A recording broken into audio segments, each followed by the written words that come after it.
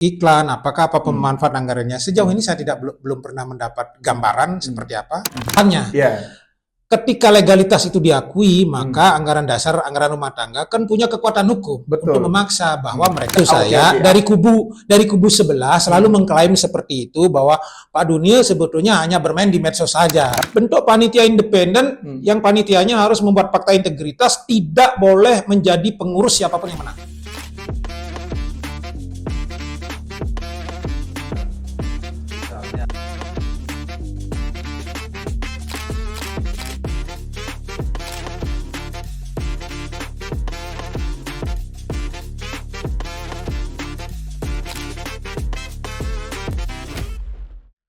Pemirsa Paradoksis, tadi kita terakhir membahas tentang harapan kita semua pada Dirjen Indu Pak Dwije agar mengambil peran yang esensial lah dalam penyelesaian konflik ini. Nah, tetapi secara harapan kita dengan keluarnya surat edaran Dirjen itu yang kemarin bahwa melarang semua kita tahulah yang surat edaran itu. Kira-kira apakah bisa bersambut harapan ini, Bli?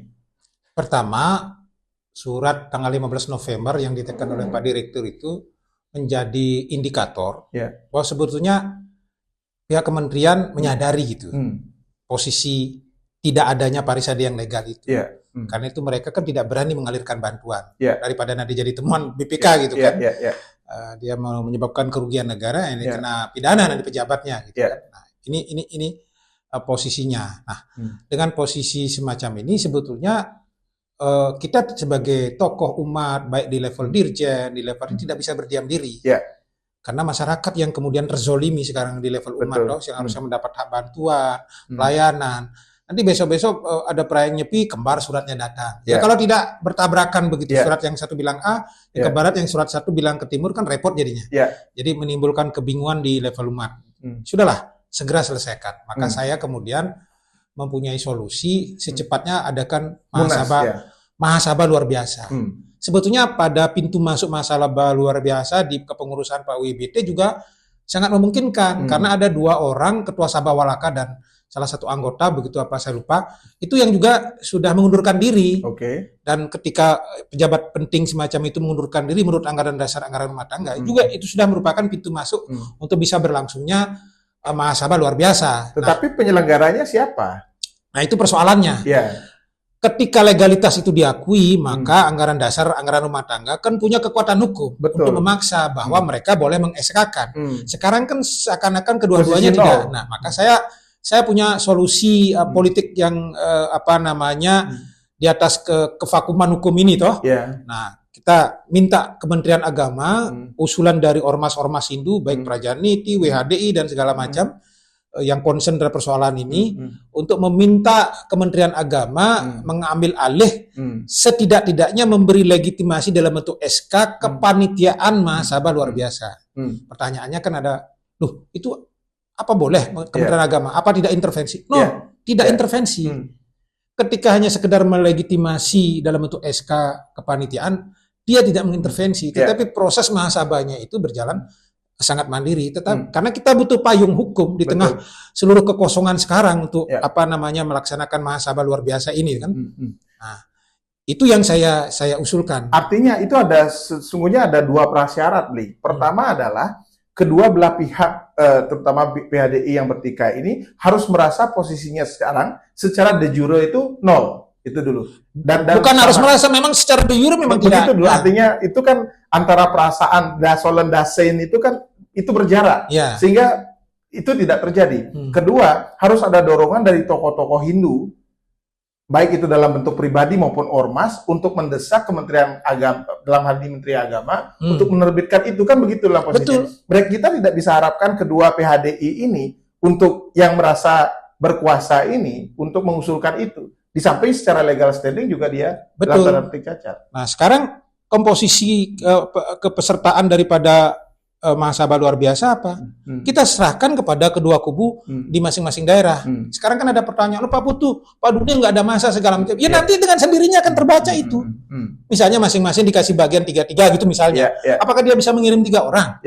hak itu sudah diberikan, Ya. masuk bersama. Tapi point of view-nya mau saya katakan adalah ada tidak ada masa. Ini sudah kenyataannya dualitas ini terjadi. Betul. Sebentar. Ini menarik bahwa Bli Putu bilang bahwa Pak Dunia itu tidak memiliki masa. Artinya secara realita terus Tidak, siapa? maksud saya dari kubu sebelah selalu mengklaim seperti itu bahwa Pak Dunia sebetulnya hanya bermain di medsos saja. Tidak ada gerbong. Saya ikuti jalan pikiran itu. Tapi secara realnya menurut Bli gimana? Kalau dilihat dari Mahasabah kemarin sebetulnya tidak sebesar seperti yang artinya legitimasi ketika bicara basis akar massa. Kita harus mengatakan bahwa Mahasabah 12 kemarin konkret. Di seluruh infrastruktur mereka yang punya, begitu kan? Kalau kita mau cek satu persatu enggak, tapi sudahlah kita lupakan itu. Mau yang mana besar mesti, tapi menyelesaikan konflik ini yang paling penting sekarang. Jangan juga merasa besar lalu kemudian ini mau dibuang tidak diakomodir, itu juga salah toh. Karena itu saya katakan sudah kepanitiaannya dibuat bersama. Kemudian pesertanya juga dibuat bersama, diberi hak masing-masing. Nanti akan terjawab. Oh, kalau ternyata Pak Dunia tidak punya basis di bawah, nanti ketika diberikan hak untuk mengirim peserta, kan tidak bisa mengirim peserta. Betul. Nah, atau sebaliknya, sama saja. Biarkan alam yang akan menyeleksi. Dan yang paling penting ketika proses Mahasabah itu, bentuk panitia independen, yang panitianya harus membuat fakta integritas, tidak boleh menjadi pengurus siapapun yang menang. Artinya dalam hal ini, taruhlah Bli sebagai inisiator gerakan yang tidak populer ini, apa kepentingan Bli? Saya tidak ada kepentingan apa kecuali ingin menyelamatkan umat. Ketika saya kemarin di daerah pemilihan keliling itu kan sedih itu ketika dengan tidak bisa mencairkan anggaran di DM segala macam. Jelek-jelek begini kita sudah masuk ke semua kantong transmigrasi zaman saya di KPU. Ke seluruh kantong transmigrasi di seluruh Indonesia. Jadi saya sangat merasakan dinamika keumatan dan saya bisa membayangkan tercancel seperti apa lalu anggaran tidak bisa. Harusnya mohon maaf gubernur bisa membantu. Dia tidak bisa membantu karena tidak berani, ada legalitasnya tidak ada, kan repot. Di semua APBD terkunci sekarang. Apa kita ini mau gitu? Nah, sekarang apa urgensinya? Taruhlah misalkan PHDI, WBT yang taruhlah yang mempunyai masalah lebih besar untuk menerima situasi status quo ini. Di sisi lain, kita tahu bahwa 20 Oktober itu terjadi pergantian kekuasaan. Apakah hal ini berkorelasi? Kalau wilayah politik semuanya bisa terjadi. Tetapi yang saya dalam tanda kutip marah, orang nyaman. Elit kita hari ini nyaman dengan situasi ini dan tidak merasa bersalah. Ini yang kita bisa bikin marah. Karena umat Hindu dirugikan. APBD tidak bisa keluar, APBN. Lalu elit itu enak-enak aja di atas nyaman. Lalu memarahi saya, Pak Putu bikin gaduh. Anda yang bikin masalah. Anda yang bikin gaduh. Anda yang tidak peduli pada umat. Kepentingan saya apa? Mau jadi ketua parisade? Enggak. Besok saya malah pengen jadi panitia. Ikut menyelesaikan persoalan. Suruh jadi panitia. Tapi dengan catatan, semua panitia bikin fakta integritas tidak boleh menjadi pengurus. Karena kalau tidak begitu, panitianya bisa masuk angin juga gitu. Mau vested interest-nya seperti apa begitu. Saya nggak ada kepentingan apa-apa. Kekhawatiran terbesar bahwa Munas luar biasa luar biasa ini tidak terjadi dan sampai pergantian presiden baru. Kan itu yang di depan mata kita ini yang kita lihat sebagai hal yang paling realistis. Ketakutan terbesar Bli itu apa? Akan terjadi degradasi fungsi parisade. Sebetulnya tanpa itu pun sebetulnya hari ini sudah terjadi. Kalau mereka yang ada di dua kubu ini sebagai elit sadar, mereka konflik di bawah aman-aman aja. Apa otokritiknya? Kalian mau ribut, tidak ribut, kami biasa-biasa aja, nggak ada urusan. Itu urusan kalian itu. Masyarakat itu sebenarnya tidak peduli. Melihat peran parisade itu secara sentral, iya. Saya juga tidak peduli dengan mereka yang mau menjabat itu. Nggak peduli. Kepedulian saya gara-gara mereka berkonflik, tidak ada existing, kemudian de jure tidak diakui, di semua tingkatan, APBD, APBN, nggak mengalir ke umat Hindu. Saya kan tidak bisa sebagai orang yang merasa punya darah keumatan dan jadi aktivis selama ini membiarkan situasi semacam ini. Saya tidak punya vested interest. Pak Putu mau jadi ketua parisade, mau sekjen parisade. No. Apa sih sebenarnya keuntungan yang paling besar menjadi ketua parisade itu, Bli? Gajinya kah atau apapun? Saya tidak tahu. Makanya saya sering mengatakan, sudahlah besok-besok mereka mereka siapapun itu, mau militer, mau sipil, yang sudah pensiun istirahat saja baik itu. Oke. Tidak usah menyelesaikan pensiunnya di lembaga keumatan yang kemudian akhirnya membuat situasi makin seperti ini. Ya. Kita pikir mereka kemudian dengan akses yang dimiliki akan membuat situasi menjadi lebih baik. Enggak. Ternyata tidak. KMHDI ini hari sudah melahirkan sejumlah kader dan mereka sangat siap. Mengisi kepemimpinan keumatan di berbagai level. Saya lebih cenderung mendorong anak-anak muda ini untuk tampil sekarang di puncak-puncak pimpinan keumatan untuk memimpin. Pada posisi itulah hari ini saya memberikan narasi ini kepada umat itu. Oke, Bli.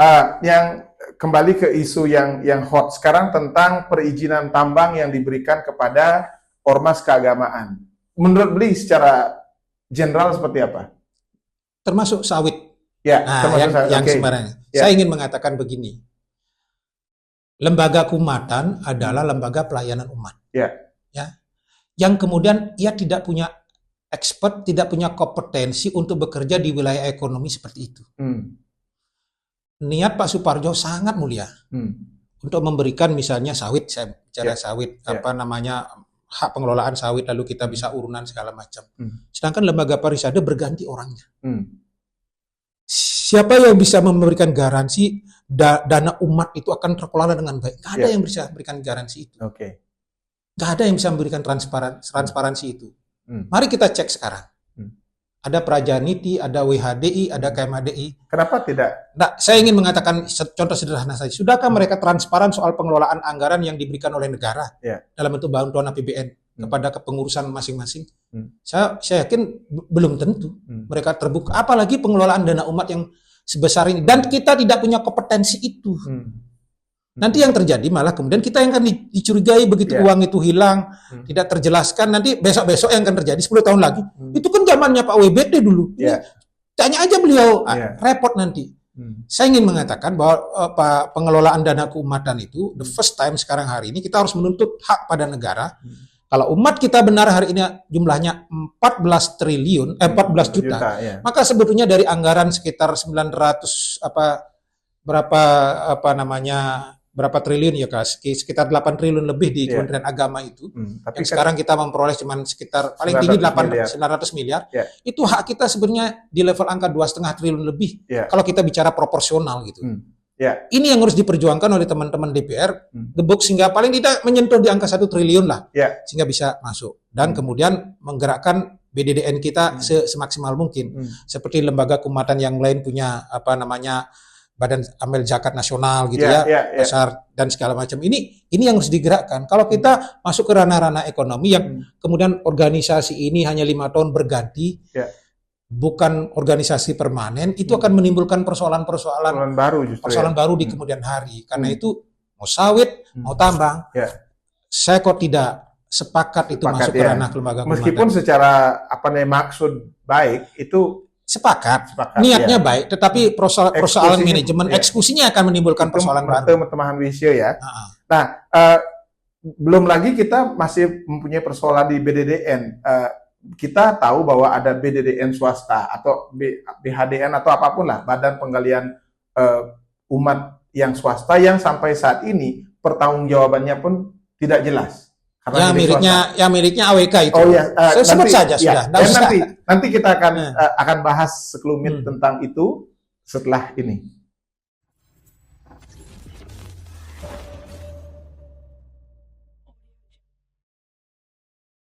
Ya, pemirsa, Paradoksis dimanapun Anda berada, kita tadi telah membahas banyak hal dengan Bli Putuarte. Terakhir kita menyisakan tentang Badan Dana Punya swasta lah dalam tanda petik yang bukan milik PHDI.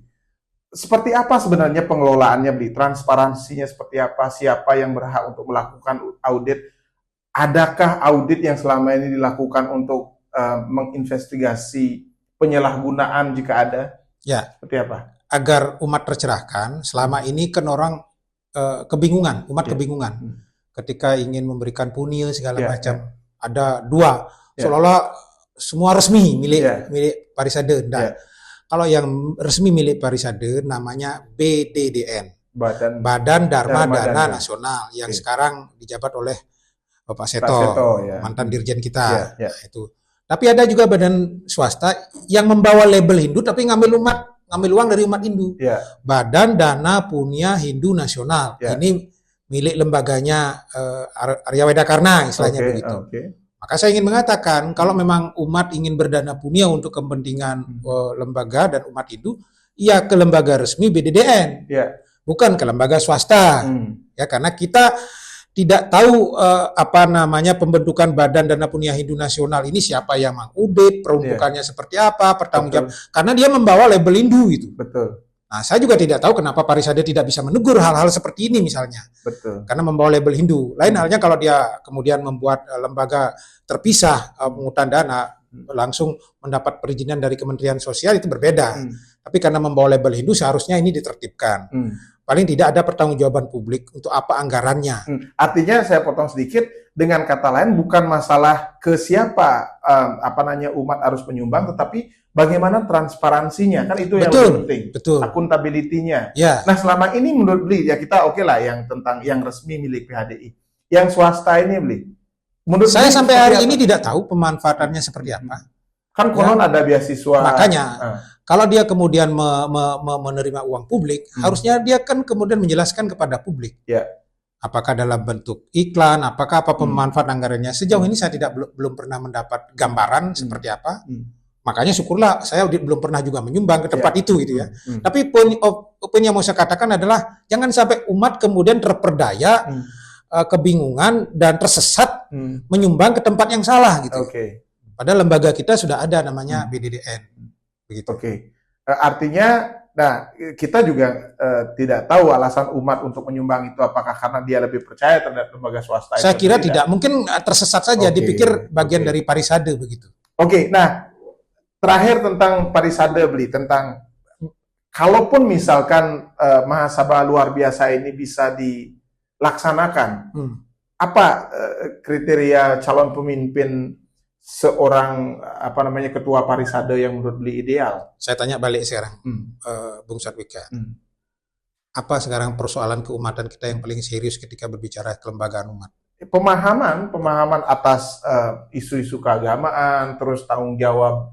Untuk bisa menjelaskan, untuk bisa menjalankan seluruh program itu kita jelas akses dan anggaran. Ya kan, anggaran kita sangat terbatas.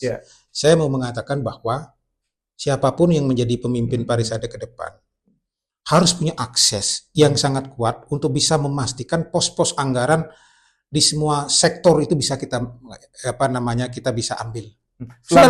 Selama ini harapannya untuk mengambil para mantan jenderal itu bukannya ke sana, Bli? Faktanya tidak terlalu signifikan. Kecuali ada beberapa saja mantan anggota DPR yang melakukan itu. Misalnya Koster bagus kemarin.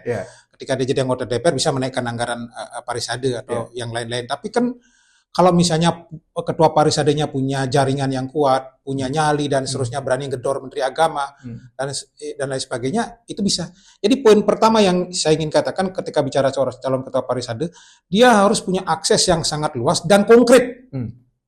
Jangan karena mantan jenderal tapi tidak bisa ngambil anggaran, lucu juga gitu. Mantan birokrat juga enggak itu.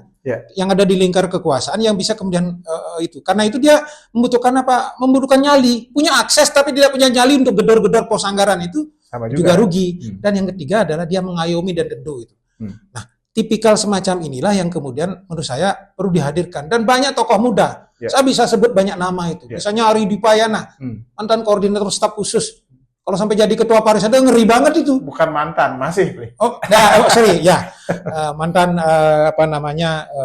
masih dosen juga ya. Nah, itu misalnya besok jadi ketua Parisade karena link up-nya sudah sangat tinggi, semua menteri dia kenal, kan gampang nih ngomong sama menteri keuangan segala macam misalnya, sehingga anggaran bisa ditingkatkan. Beliau juga jaringan. Misalnya salah satu contoh. Ada lagi misalnya beberapa contoh yang lain, Bli Palguna gitu misalnya. Yang integritasnya tidak perlu diragukan lagi gitu ya. Itu juga cukup cakap untuk bisa tampil di level nasional. Siapa tahu nanti Bli Santiase yang sekarang jadi Wakabin misalnya. Asal jaringannya bisa dimaksimalkan dengan baik kemudian untuk kepentingan umat, kenapa tidak gitu. Jadi saya ingin tokoh muda lah, tokoh muda yang kemudian bisa punya waktu yang banyak, punya untuk energi umat, untuk mengurus umat. Jangan lagi kita kemudian mohon maaf dengan segala rasa hormat, hanya Parisade hanya dipakai tempat untuk menghabiskan masa tua, pensiun, ya. Hanya gara-gara pensiun dari berbagai tempat begitu. Itu kritik yang keras sesungguhnya dari Bliputu Arte, bahwa PHDI ini bukan ajang untuk menghabiskan masa pensiun konon. Jadi di situ kita selesaikan obrolan kita tentang PHDI ini. Rasanya itu saja podcast kali ini. Terima kasih sekali lagi kepada seluruh kru yang bertugas, kepada Kagama Bali, kepada Ganesha Studio, dan kepada rekan-rekan pemirsa tentunya yang tetap setia dari Paradoksis pertama sampai saat ini, subscribe dan share channel ini. Terima kasih, dan kritik sarannya mohon di kolom komentar. Saya, Sarwika Salain, bersama seluruh kerabat kerja yang bertugas, mengucapkan terima kasih. Om Santi Santi Santi Om. Terus